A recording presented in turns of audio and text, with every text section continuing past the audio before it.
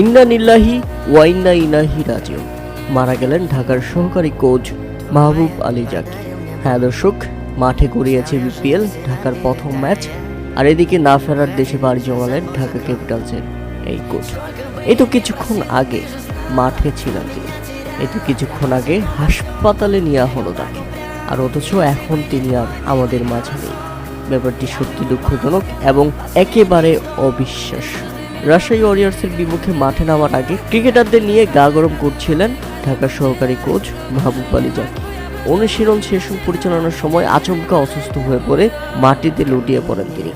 তাৎক্ষণিকভাবে তাকে সিপিআর দেওয়া হয় এবং অ্যাম্বুলেন্সে করে হাসপাতালে নিয়ে যাওয়া হয়। মাহবুব আলী জাকি হার্ট অ্যাটাক করেছেন বলে নিশ্চিত করেন ঢাকা ক্যাপিটালসের এক সূত্র। আর এখন বর্তমানে হাসপাতাল থেকে জানা যায় তিনি মারা গেছেন।